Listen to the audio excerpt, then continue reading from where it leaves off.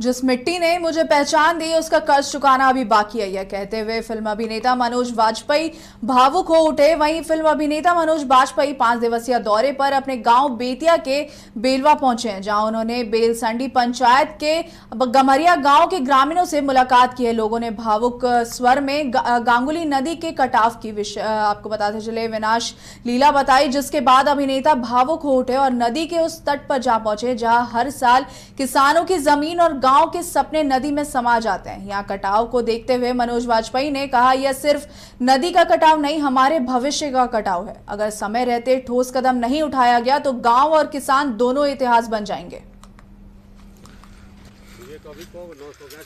जी, बिहार के उत्तर दिशा में जितने भी क्षेत्र हैं और जितने गांव हैं, सबसे ज़्यादा जो नुकसान उनका हुआ है पिछले विगत कई सालों से, वो सबसे ज़्यादा पहाड़ी नदी के कारण हुआ है।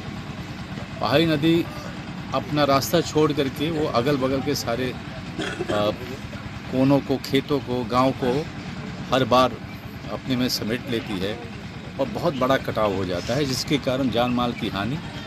बहुत सारे मेरे अपने गांव में आपको बताऊं, हमने तो अपने बचपन से देखा है पहाड़ी नदी का जब उफान आता है उसमें खेत के खेत ख़त्म हो जाते हैं, कितने लोग उसमें समा जाते हैं, बच्चे, औरतें, गांव के गांव ख़त्म हो जाते हैं। तो इस पे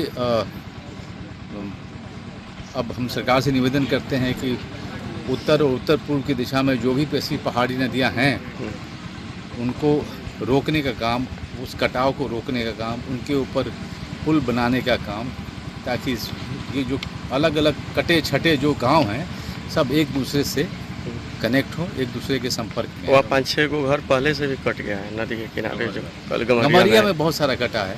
गमरिया में मैंने ज़मीन भी देखा, बहुत सारा कटा हुआ है। और बारिश का मौसम आ रहा है, तो सबसे ज़रूरी है कि बारिश के पूरे तरीके से आने से पहले वहाँ पर जो भी बचाव की जो जितनी भी कार्रवाई है उसको शुरू किया जाए, चाहे बोल्डर का हो, चाहे बैग्स का काम हो वहाँ पर डालने का, और बोल्डर को वहाँ पे। अपराधियों पर नकेल कसने के लिए गया पुलिस सर्च ऑपरेशन चला रही है। इसी क्रम में गया पुलिस ने बड़ी कार्रवाई करते हुए इमामगंज थाना क्षेत्र के गंगटी बाजार से 3 कुख्यात नक्सलियों को गिरफ्तार किया। आपको बता दें, उसके निशानदेही पर भारी मात्रा में हथियार, गोली एवं विस्फोटक पदार्थ बरामद किए गए हैं।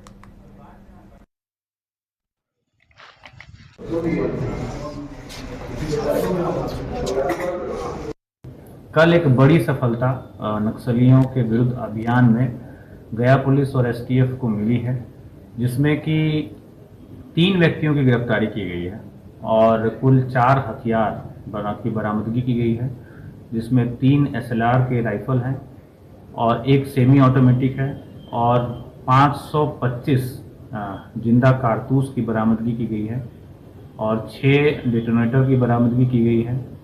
7 मैगजीन की बरामदगी की गई है, जिसमें कि 2 इंसास की मैगजीन है और 1 मोटरोला का वॉकी टाकी होता है, उसकी बरामदगी की गई है।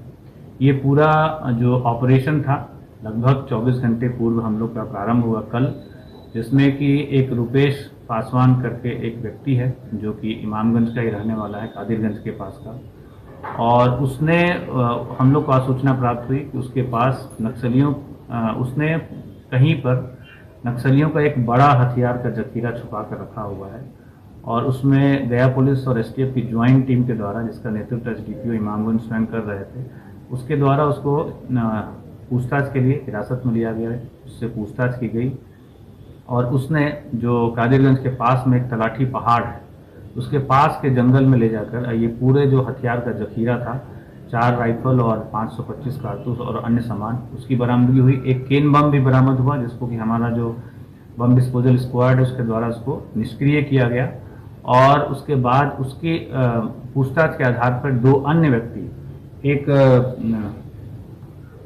उदय कुमार जो कि सोहेल सलैया के रहने वाले हैं और बबलू कुमार जो कि जगतपुर लकड़ाई भदवर थाना अंतर्गत रहने वाले, इनको इनकी भी सारण के रसूलपुर पंचायत के शिशवा गांव में आग लगने से लगभग 20 एकड़ गेहूं की फसल जलकर राख हो गई। आपको बता दें, घटनास्थल पर दमकल की गाड़ी विलंब से आने पर किसानों में आक्रोश भी दिखा है, लेकिन बुद्धिजीवियों के समझाने पर आक्रोश शांत हुआ है। फिलहाल आग लगने के कारणों का सही पता नहीं चल पा रहा है।